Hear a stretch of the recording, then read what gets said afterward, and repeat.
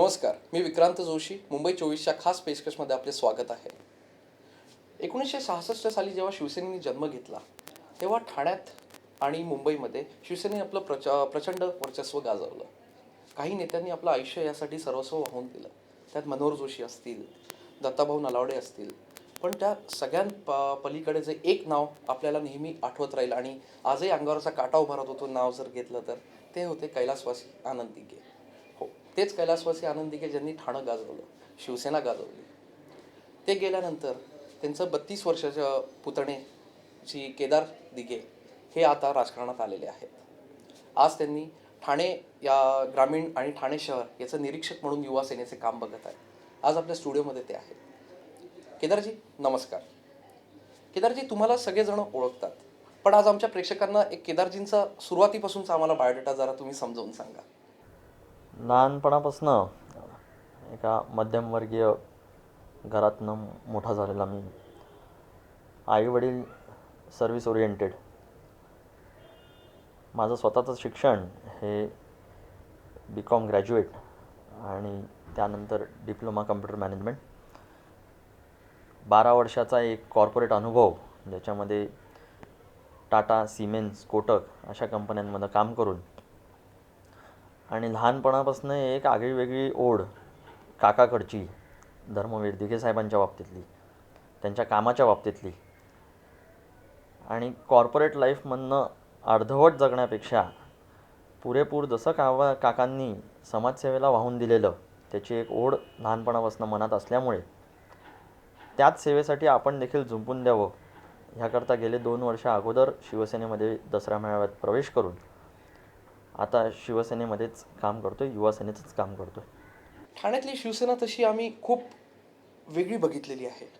म्हणजे ठाण्यात शिवसेना याच्या व्यतिरिक्त दुसरा पक्षच जन्म घेऊ शकत नाही, अशी एकंदर आमची भावना होती मुंबईकरांची. त्यात दिघे साहेबांचं म्हणजे जे कॉन्ट्रीब्युशन होतं ते तर अतुलनीय आहे. पण मला एक सांगा, दिघे साहेबांची आधीची शिवसेना आणि दिघे साहेब गेल्यानंतरची शिवसेना याच्यातला काय फरक नेमका तुम्हाला आज जाणवतो? मला असं वाटतं की मी तर खूप लहान होतो जेव्हा दिघे साहेबांचं हे सगळं कार्य चाललेलं. पण पुतण्या म्हणून जे काही मी जवळनं बघितलेलं आहे, मला असं वाटतं एक शिवसैनिक, एक शिवसेनेमधला एक नावाजलेला नेता आणि त्याच्यावर असलेली त्यांची मिळालेली त्यांना पदवी धर्मवीर म्हणून, ह्या गोष्टीसाठी स्वतःची अपेक्षा कोणत्याही प्रकारची नसताना, न आमदार, न खासदार, न मंत्रिपद, ही भावना असल्याकारणाने आणि ह्या भावनेतनं काम करत असताना मला असं वाटतं त्यावेळची शिवसेना ही खूप कडवट शिवसैनिकांची होती. आणि ती शिवसेना अशा प्रकारची होती की जिकडे आपलं सर्वस्व गेलं तरी चालेल, स्वतःच्या पदासाठी स्वतःसाठी कुठची अपेक्षा न बाळगता शिवसेना माननीय बाळासाहेब ठाकरे यांच्यासाठीच, यांच्या शब्दासाठीच आपलं सर्व आयुष्य पणाला लावून आपल्या संघटना कशी वाढेल, आपल्या संघटनेचं जास्तीत जास्त प्रमाणात कशा प्रकारे आपली सत्ता येईल आणि त्या माध्यमातून आपण समाजकार्य कशा पद्धतीने योग्य त्या प्रकारे करू शकणे, ही एक भावना त्यावेळेच्या शिवसैनिकांमध्ये. आणि त्याचबरोबर दिघे साहेबांसारखा कार्यकर्ता, दिघे साहेबांसारखा नेता यांनी तळागाळातल्या शिवसैनिकांपर्यंत पोचवली. मला असं वाटतं तो कडवटपणा जर का आपण बघितला तर तो काहीशा प्रमाणात कमी झालेला आहे. आणि याच्या पाठी कारण म्हणजे आपण काही वर्षा किंवा काही महिन्यांपुरतीच बघितलं की खूपशा ठिकाणी चर्चा झाली आहे आणि आनंद परांजपे ह्या नावाचं की बाबा खासदार शिवसेनेमधनं बाहेर पडला, राष्ट्रवादीच्या व्यासपीठावरती गेला. मला असं वाटतं की ते शिवसैनिक नव्हतेच. कारण की तो जर का मनापासून शिवसैनिक असता, तो खासदार जर का शिवसेनेचा असता, तर अशा प्रकारची भूमिका, अशा प्रकारची गोष्ट ह्या एवढ्या खासदारांनी केली नसती. ज्या प्रकारे प्रकाश परांजपेंनी माननीय दिघे साहेब असताना त्यांच्या हयातीत, दिघे साहेब गेल्यावर त्यानंतर जे काय काम केलं आहे, त्यांनी आयुष्यभर शिवसेना आणि शिवसेनेचा जप केला. शेवटपर्यंत शिवसेना आणि शिवसेनेचे खासदार म्हणूनच राहिले, लोकांची सेवा करत राहिले. अशा व्यक्तीच्या मुलाने अशा पद्धतीचं काम करणं हे म्हणजे मूर्खपणाचं ठरतं असं माझं उद्दिष्ट आहे किंवा माझा विचार आहे. मला असं वाटतं की आत्ता जी काळाची गरज आहे किंवा दिघे साहेबांच्या वेळची शिवसेना आणि आत्ताची शिवसेना आपण जर का म्हणायला गेलं तर माननीय उद्धवसाहेब ठाकरे, त्याचबरोबर त्यांचे सुपुत्र आणि आमच्या युवा सेनेचे अध्यक्ष माननीय आदित्यजी ठाकरे, आणि आज ठाणा म्हणून आपण जर का इन स्पेसिफिक बघितलं तर ठाण्यामध्ये असलेले आणि ओळखले जाणारे 3 वाघ म्हणजे माननीय एकनाथजी शिंदे, माननीय राजनजी विचारे आणि त्याचबरोबर माननीय प्रतापजी सरनाईक, हे जे शिवसेनेचे जे 3 आमदार आहेत, त्यांनी खरोखर दिघे साहेबांचं जे कार्य आहे ते तळागाळापर्यंत जाण्याचं काम, ते तळागाळाच्या कार्यकर्त्यापर्यंत पोचवण्याचं काम आणि त्याचबरोबर समाजकारण, जे शिवसेनेचं ब्रीदवाक्य आहे की बाबा 80% समाजकारण आणि 20% राजकारण, हे आजपर्यंत त्यांची तो प्रयत्न राहिलेला आहे आणि त्या प्रयत्नाला योग्य ते यश मिळालं असं मला वाटतं. केदारजी, मला एक अजून सांगा, तुम्हाला असं कोणी एखादा नेता वाटतो का ठाण्यातला, किंवा तुम्ही स्वतःबद्दलही सांगू शकता की दिघे साहेबांचं काम तर हे, किंवा एक त्यांनी जी लेवल आणून ठेवलेली आहे शिवसेनेत की नाही, तर तुम्हाला वाटतं का की एखादा हा एक मला नेता वाटतो जो त्यांच्या कामापर्यंत जवळ जाऊ शकतो? तर तुम्हाला असं कोणी नेता आज तुम्हाला वाटतो का? एखादं नाव येतं का तुमच्या तोंडावर? नाही, मी तुम्हाला सांगू तर एक पुतण्या म्हणून, एक आज युवा सेनेचा पदाधिकारी म्हणून, शिवसेनेचा कार्यकर्ता म्हणून, नुसता मीच नाही तर उभ्या ठाण्याला आणि महाराष्ट्राला आणि शिवसेनेतल्या सर्व ज्येष्ठ नेत्यांना, त्याचबरोबर इतर पक्षातल्या नेत्यांना जरी तुम्ही विचारलं आणि सर्वसामान्य जनतेला जरी विचारलं तरी तुम्हाला एकच उत्तर मिळेल आणि ते म्हणजे दिघे साहेब होणं नाही. धर्मवीर आनंद दिघे साहेबांनी जे 24 तास 365 दिवस लोकांसाठी आणि फक्त लोकांसाठी आणि त्या माध्यमातून आपल्या पक्षाचं नाव, आपल्या नेत्याचं नाव ज्या प्रकारे वाढवलं, पक्षाला जी बळकटी ठाणे जिल्ह्यामध्ये दिली, ज्या पद्धतीचं अतुलनीय काम त्यांनी केलं, तसं काम करणं कदाचित इतर नेत्यांचं सोडा पण एक पुतण्या म्हणून मी देखील करू शकणार नाही. एक असा अवलिया ज्याला स्वतःच्या बाबतीत कधीच काळजी नव्हती, ज्यांनी स्वतःच्या बाबतीत कधीच विचार केला नाही, ज्यांनी स्वतःचं किंवा आपल्यासाठी किंवा आपल्या कुटुंबियांचा कधीच विचार केला नाही, त्यांनी फक्त समाजकारण, लोकांचं हित, ठाणेकरांचं हित, ठाणे जिल्ह्यामधल्या लोकांचं हित आणि महाराष्ट्रामधनं कुठच्याही कानाकोपऱ्यातनं आलेल्या व्यक्तीचं, त्याला असलेल्या अडीअडचणींना योग्य तो निवारा कसा काय मिळेल, त्याचे प्रश्न कसे सुटतील, ह्याच्यामध्ये ज्यांनी स्वारस्य साधलं, असा नेता होणार नाही. पण मला एक सांगा, दिघे साहेब एक होते आणि मग त्यांच्यानंतर पूर्ण शिवसेना होती, पण आज असं बघण्यात येतं की शिवसेनेत ठाण्यातले तर 3 महत्त्वाचे नेते तुम्हीच नाव सांगितलं मला, विचारे असतील किंवा एकनाथजी शिंदे असतील आणि प्रताप सरनाईक, तर 3 नेता शिवसैनिकांना 3 नेते आवडतात की एकच नेता त्यांना प्रेफरेबल होता? नाही, मी तुम्हाला एक सांगतो की ठाण्यातले शिवसैनिक असो, महाराष्ट्रातले शिवसैनिक असो आणि शिवसेनेबद्दल आस्था असलेला कोणताही सर्वसामान्य व्यक्ती असो, त्यांना एकमेव नेता आवडला आणि आज देखील जो प्रत्येकाच्या मनामध्ये आहे ते म्हणजे माननीय बाळासाहेब ठाकरे. त्यांच्यानंतर बाळासाहेबांनी ज्या पद्धतीने आपली शिवसेना वाढवण्यासाठी ज्या पद्धतीची लोक, ज्या पद्धतीचे नेते नेमले, त्यापैकी धर्मवीर आनंद दिघे साहेब हे ठाणे जिल्ह्याचे कर्ता करविता ठरले आणि मला असं वाटतं की त्यांच्या कार्यामुळे ते ठरलेले आहेत. वेळेप्रमाणे, काळाप्रमाणे काही गोष्टी बदलतात. त्यावेळेला असलेलं राजकारण, त्यावेळेचं असलेलं समाजकारण, त्यावेळेची असलेली वृत्ती, त्यावेळेचे असलेले विचार आणि त्यावेळेची असलेली परिस्थिती आणि आज दिघे साहेब गेल्यानंतर 12 वर्षातली परिस्थिती, ही खूप फरक पडलेला आहे या विषयामध्ये, लोकांच्या विचारांमध्ये देखील. आणि मला असं वाटतं काळाप्रमाणे बदलावं लागतं. जे 3 आमदार आपण जे म्हणतोय की आज एकनाथ शिंदे असतील, राजन विचारे असतील, प्रताप सरनाईक असतील, लोकांचा प्रत्येकाचा बघण्याचा दृष्टिकोन हा वेगळा असतो, पण जेव्हा संघटना म्हणून आपण म्हणतो त्यावेळेला त्याला एकच चेहरा असतो आणि तो चेहरा म्हणजे शिवसेना म्हणूनच ओळखलं जातं. त्याला कुठेही कुठच्याही प्रकारची भेदभावना नसते. कडवट शिवसैनिक, सर्वसामान्य शिवसैनिक हा केवळ आणि केवळ पक्षाचाच विचार करत असतो.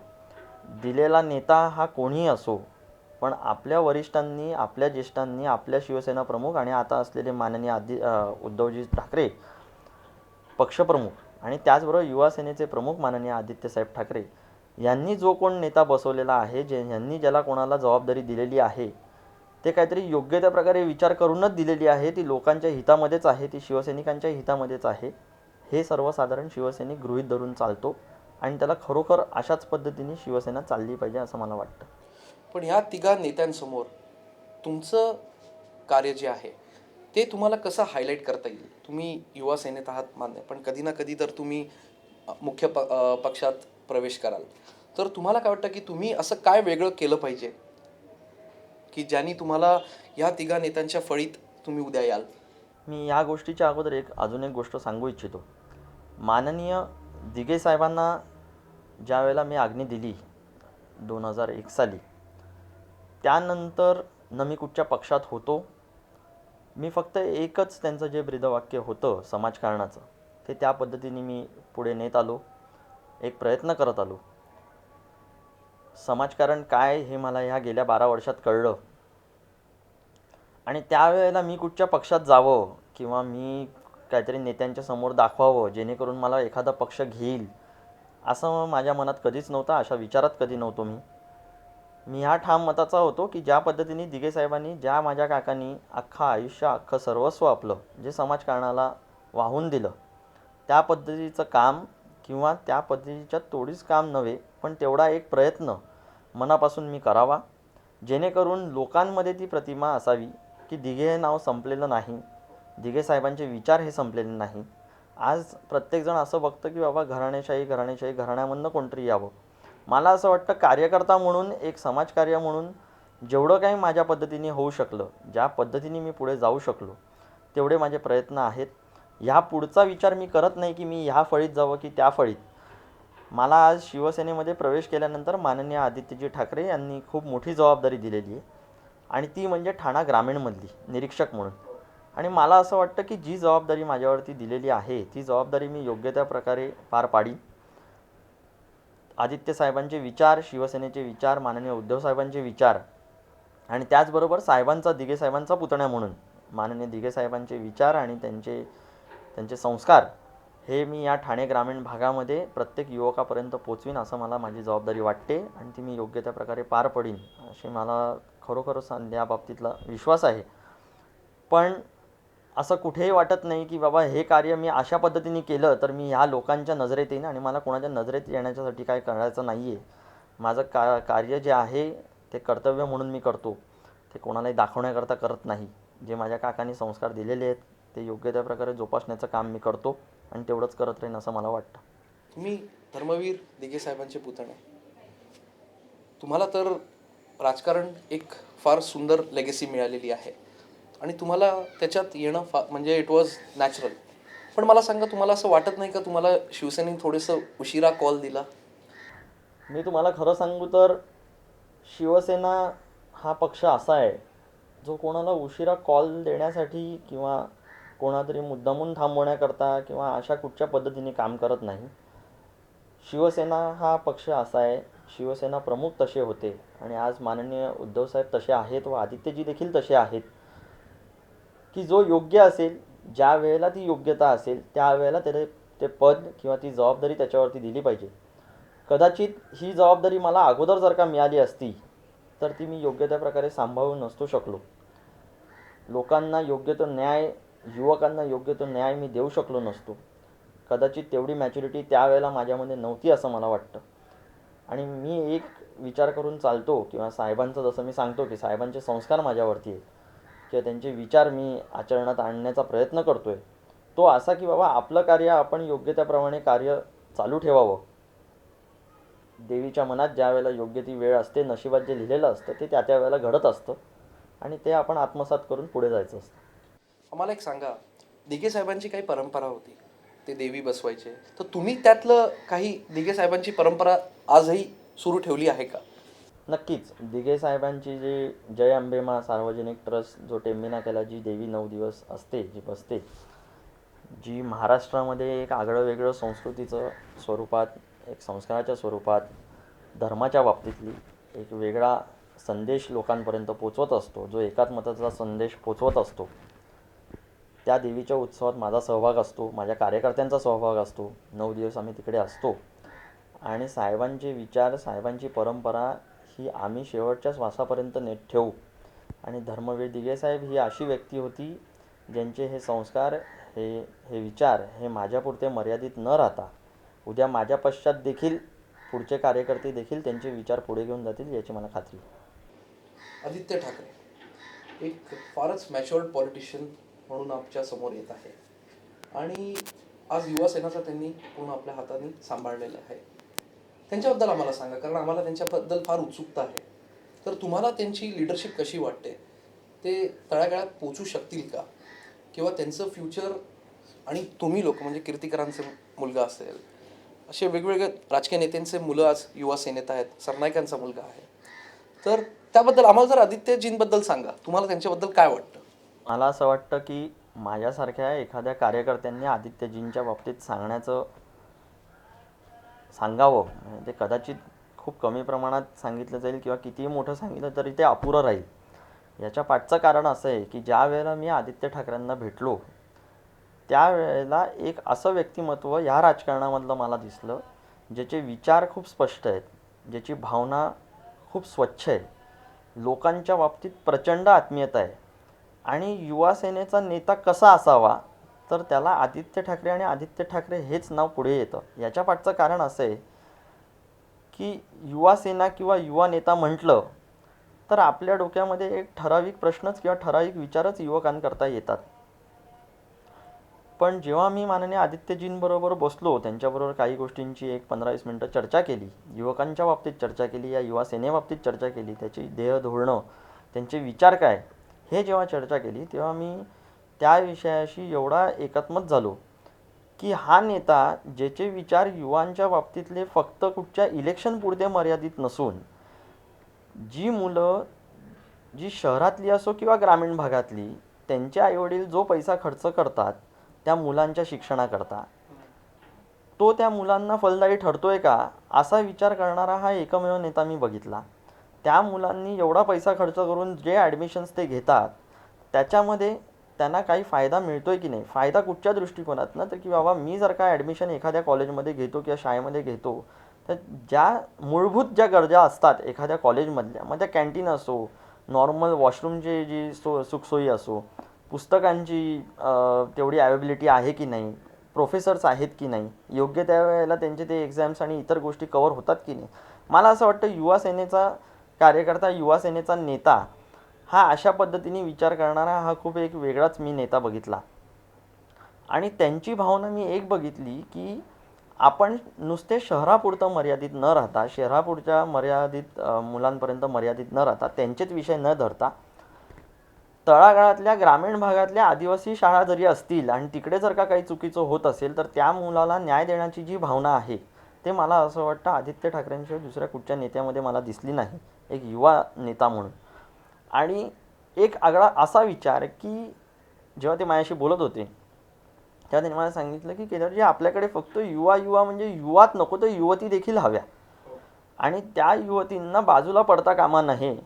त्या युवती एक वेगळा घटक आपल्या समाजाचा आहे आणि ती युवती हे खूप काय करून जाणाऱ्यातली आहे की खूप कार्यशील असली पाहिजे आणि त्यांचा देखील समावेश आपल्या युवा सेनेमध्ये असला पाहिजे, त्यांच्यावरती आपल्याला देखील मोठी जबाबदारी द्यायची आहे.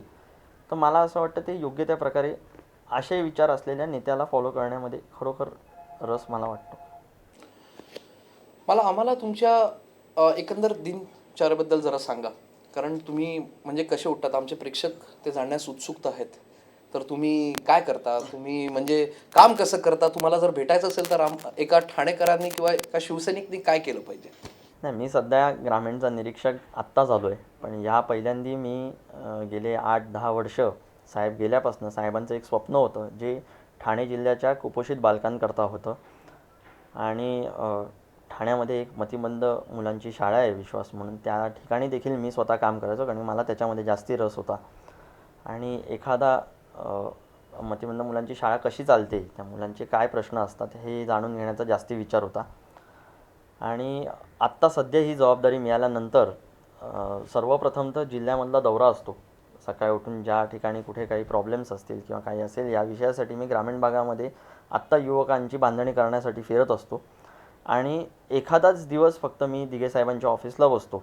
खरं म्हणजे साहेबांच्या ऑफिसमधली जी आतली जागा जिकडे साहेब पहिल्या विद्यार्थी सेना किंवा इतर गोष्टी जिकडे चालायच्या तिथे मी आता बसतो. ठाणे जिल्ह्यामधल्या ग्रामीण भागामधले युवक व त्याचबरोबर इतर प्रश्न घेऊन येणाऱ्या मंडळींना जो काय मी छोटीशी मदत करू शकत असीन त्या पद्धतीची धावपळ आणि त्या पद्धतीचे प्रयत्न माझे असतात. पण हळूहळू जसजसं हे कार्य वाढेल त्या पद्धतीने त्या जे दिघे साहेबांचं ऑफिस आहे जिथे एवढी मोठी ऊर्जा आहे तर त्या ऊर्जेमधनंच माझं काम चालू राहील असं मी ठरवलेलं आहे.